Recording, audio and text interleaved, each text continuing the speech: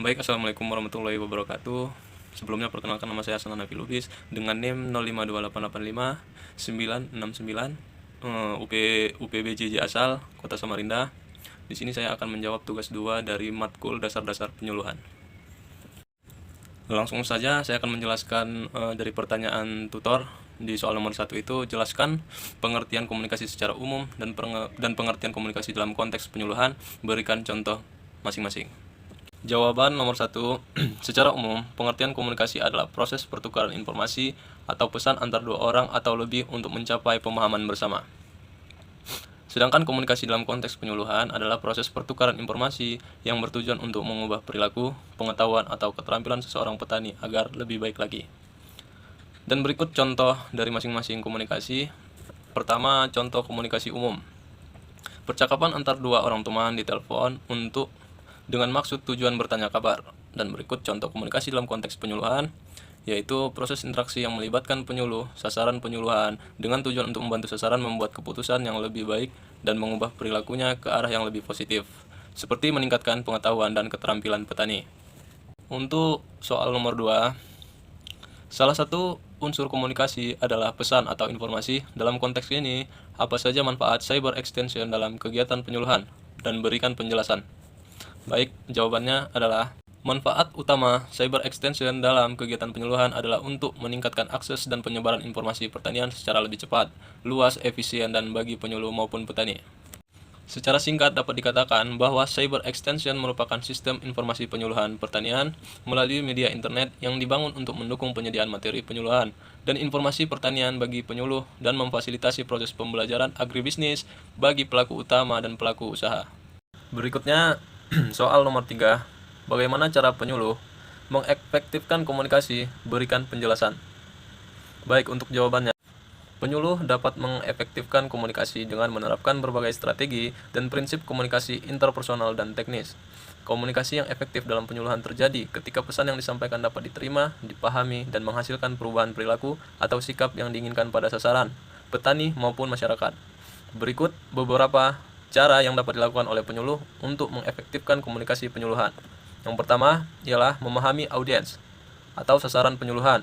Yang kedua, pesan yang disampaikan jelas dan ringkas. Ketiga, menggunakan metode dan media yang tepat. 4. Mendengarkan secara aktif dan memberi kesempatan berbicara kepada audiens. 5. Memperhatikan aspek komunikasi nonverbal. 6. Memberikan umpan balik atau feedback. Yang ketujuh, mempertimbangkan konteks dan lingkungan. Berikutnya soal nomor 4. Mahasiswa diminta untuk mengamati kegiatan penyuluhan yang dilaksanakan di wilayah masing-masing, yaitu A. Identifikasi inovasi pertanian apa yang disampaikan. B. Tahapan adopsi inovasi apa yang terjadi pada sasaran dan mengapa. C. Faktor apa saja yang memengaruhi kecepatan adopsi inovasi pada sasaran tersebut. Berikan penjelasan. Baiklah, untuk jawaban nomor 4, berketepatan saya bertinggal atau berdomisili di Kabupaten Murung Raya di wilayah Muara Tuhuk. Berikut adalah analisa kegiatan penyuluhan pertanian di wilayah Muara Tuhuk, Kabupaten Murung Raya, berdasarkan pengamatan saya umum mengenai kegiatan penyuluhan di wilayah ini. Yang pertama, identifikasi inovasi pertanian yang disampaikan. Inovasi pertanian yang disampaikan dalam kegiatan penyuluhan di wilayah Muara Tuhuk, Kabupaten Murung Raya, umumnya berkaitan dengan peningkatan produktivitas tanaman pangan seperti padi, gogo atau jagung, dan efisiensi biaya produksi. Mengingat adanya program perluasan tanam dan bantuan saprotan di daerah tersebut.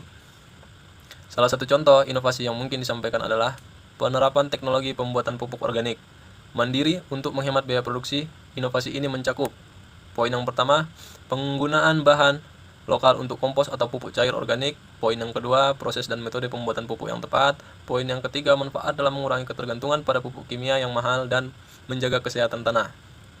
Berikutnya untuk tahapan adopsi inovasi yang terjadi pada sasaran. Berdasarkan teori tahapan adopsi inovasi menurut Rogers, pengetahuan, persuasi, keputusan, implementasi, konfirmasi. Sasaran petani di Muara Tuhuk berada pada tahapan yang beragam, namun sebagian besar dapat diasumsikan berada pada tahap pengetahuan dan persuasi, dengan beberapa yang mulai memasuki tahap keputusan atau implementasi awal.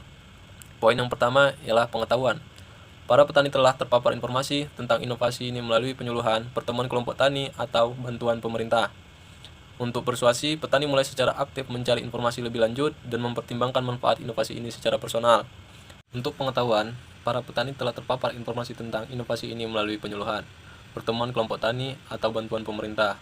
Untuk persuasi, petani mulai secara aktif mencari informasi lebih lanjut dan mempertimbangkan manfaat inovasi ini secara personal. Untuk keputusan atau implementasi awal, beberapa petani, terutama yang tergabung dalam kelompok tani percontohan, mungkin sudah mulai mencoba dalam skala kecil atau telah memutuskan untuk mengadopsinya setelah menerima bantuan awal dari dinas terkait.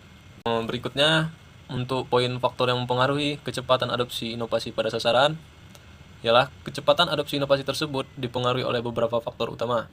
Yang pertama, keunggulan relatif atau relative advantage. Inovasi pupuk organik dianggap menguntungkan secara ekonomi karena menghemat biaya produksi yang signifikan dibandingkan pupuk kimia, yang merupakan daya tarik utama bagi petani. Untuk kompatibilitasnya atau compatibility, inovasi ini kompatibel dengan praktik bertani lokal, misal ketersediaan bahan organik dan nilai-nilai petani yang ingin menjaga kesuburan tanah secara alami. Untuk kompleksitasnya atau complexity, proses pembuatan pupuk organik mandiri mungkin dianggap sedikit lebih rumit dan memakan waktu dibandingkan hanya menaburkan pupuk kimia. Untuk kemajuan, uji coba atau trialability, inovasi ini dapat diuji coba dalam skala kecil, misal di sebagian lahan atau membuat pupuk dalam jumlah terbatas tanpa risiko besar. Untuk kemampuan pengamatan atau observability, hasil penggunaan pupuk organik, misalnya pertumbuhan tanaman yang lebih baik, tanah lebih subur, dapat diamati terutama jika ada lahan percontohan yang dikunjungi bersama. Mungkin itu saja jawaban dari saya. Sekian dan terima kasih. Assalamualaikum warahmatullahi wabarakatuh.